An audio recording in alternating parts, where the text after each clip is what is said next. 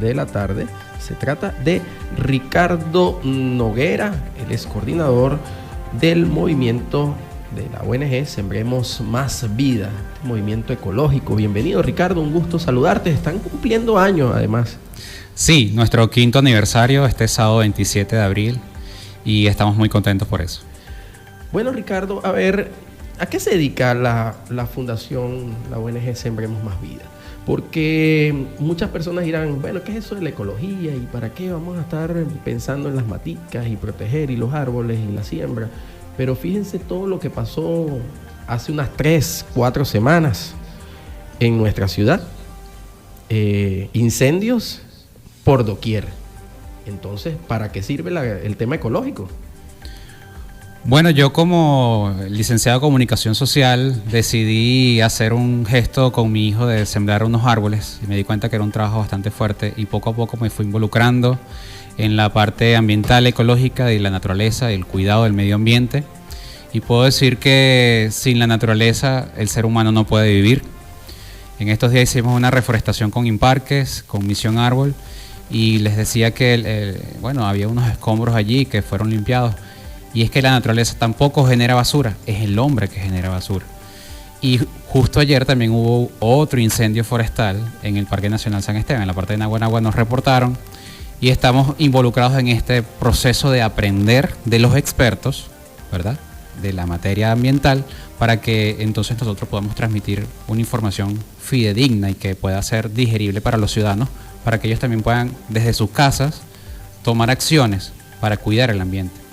Porque a veces, Ricardo, tenemos en casa alguna hojita, algún tipo de, pensamos que es basura natural, pero que esto lo podemos convertir en abono. ¿Por qué no?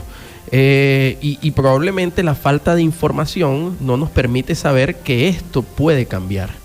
Entonces, ¿cómo llevar esta información a la mayor cantidad de personas para que se vaya entendiendo que, como tú decías, sin la naturaleza, sin los árboles, nosotros no tenemos vida? Así es. Bueno, podemos hacerlo de diferentes maneras y hay que aprovechar las nuevas tecnologías. De hecho, estamos en un medio de comunicación llamado comúnmente tradicional. La radio, existen los periódicos, las revistas y todo esto, pero están ahorita las redes sociales y qué ser humano no tiene ahorita un teléfono celular. Entonces está el TikTok, está el Twitter o el X, están estas redes sociales que nos permiten llegarle a la mayor cantidad de público en sus manos.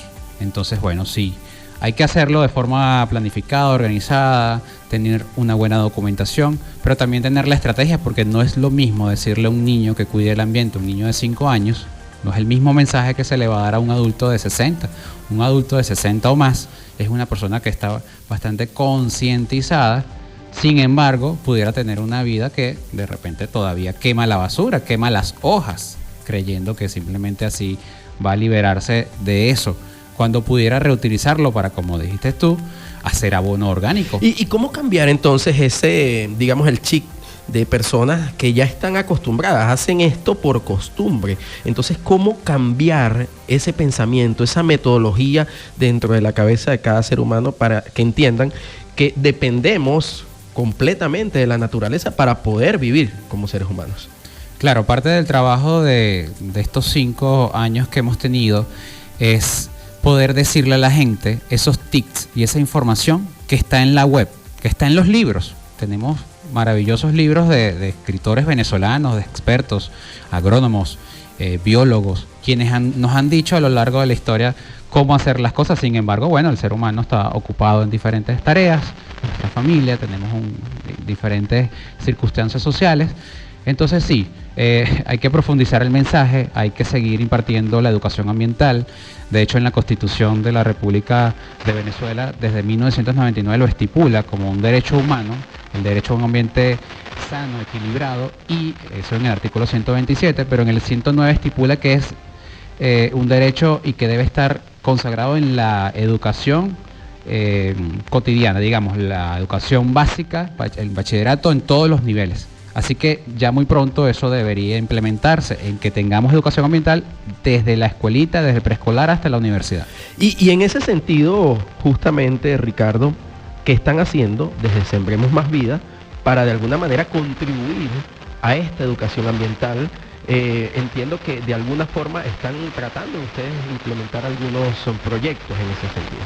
Sí, principalmente nos dedicamos a decirle a las personas a través de las redes sociales, a través de talleres formativos presenciales, acudiendo con un trabajo mancomunado con algunas instituciones en la parte ambiental, asistiendo a las escuelas, asistiendo a los centros educativos, convocando a las comunidades a hacer recolección de semillas para saber entonces qué árboles son apropiados para la ciudad, qué árboles no, qué árboles podemos utilizar ahorita para reforestar, pero entendiendo que la reforestación es uno de los últimos pasos en la regeneración de los ecosistemas.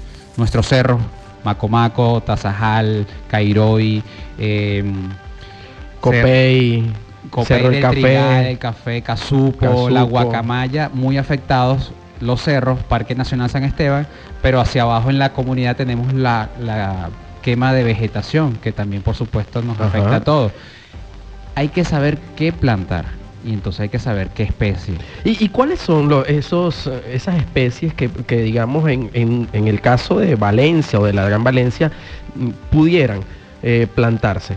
Sí, principalmente los expertos y quienes han tenido la experiencia, por ejemplo los guardianes del Casupo, que tienen varios años allá trabajando y han hecho que el bosque del Casupo vaya aumentando su tamaño en las nacientes de agua principalmente, porque tenemos que entender que en la parte superior, en la cima de los cerros, la cantidad de centimetraje de profundidad de la tierra es de 10 centímetros, lo demás es roca, entonces no vamos a ir a sembrar allá un arbolito, ¿no? Grande.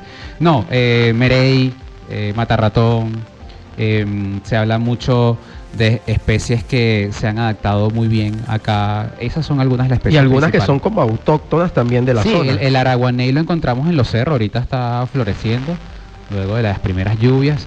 Y hay otras especies, ¿no? Que el camoruco, sí, es muy el camoruco es un árbol muy grande y necesita bastante espacio, puede llegar a los 40 metros. Tiene que tener un lugar óptimo para esto. Claro. Igual el samán, ¿no? Sí, pero es muy bueno para los laterales de los ríos. Okay. Todos estos espacios donde están nuestros ríos, que van a ayudar a consolidar ese suelo, a mantenerlo firme ante la crecida de los ríos que se vienen con las lluvias, ¿verdad? Igual que el bambú en sus diferentes especies, autóctonas o introducidas, puede servir y sirve para cuidar que nuestros ríos se mantengan estables y que no hayan inundaciones, ¿verdad? Que es lo que también ocurre cuando llegan estas lluvias repentinas y con mucha fuerza. Entonces tenemos que cuidar tanto los cerros como las montañas. La parte alta va a haber unas especies más pequeñas, ¿verdad? Y la parte baja vamos a tener con la posibilidad de especies un poco más grandes. Entonces estamos trabajando en eso. De hecho, con otras organizaciones nos estamos uniendo para consolidar un catálogo de semillas y especies para que la gente que quiere ir subir el cerro y reforestarlo no pierda ese proceso, porque lamentablemente los incendios pueden ocurrir nuevamente. Ya sabemos que el 90% lo provocan los seres humanos. Claro. Ya para ir cerrando, Ricardo, Radio América, 12:28 minutos de la tarde. El significado, la importancia que tiene el Jardín Botánico de Naguanagua, que tiene el Parque Fernando Peñalver y que tienen otros tantos parques que están dentro de la ciudad, que son zonas planas, no son cerros, pero que están allí y que de alguna forma les llamamos pulmón natural. ¿Cuál es la importancia de ellos? Muchísima. La importancia del Jardín Botánico de Naguanagua está totalmente documentada, igualmente la del Parque Fernando Peñalver, pero nosotros como ciudadanos y los organismos y las instituciones debemos entender que el arbolado urbano comprende todos los árboles que están en la ciudad, así que si podemos salvar un árbol, en vez de talarlo, debemos hacer el esfuerzo de cuidarlo y preservarlo. Se puede hacer una poda regular, una poda bien concienzada, donde se mantenga el árbol para que las raíces no dañen las estructuras, y si hay que talar el árbol, ¿verdad? Así como cuidamos los árboles del Jardín Botánico o los árboles del Fernando Peñalver, también tenemos que cuidar los árboles en general, porque estos son nuestros pulmones que nos dan el aire, el oxígeno, refrescan la ciudad ante la crisis climática que estamos viendo. Así que es bastante importante y por eso este sábado celebramos con una bicicletada ecológica, con una jornada ambiental de reforestación, vamos a plantar árboles, vamos a tener un taller de reforestación en San Diego, así que están todos invitados a acompañarnos. Cerramos. ¿Cómo se comunican contigo, Ricardo? @Sembremos Más Vida en todas las redes sociales más conocidas. Bueno, excelente. Muchísimas gracias.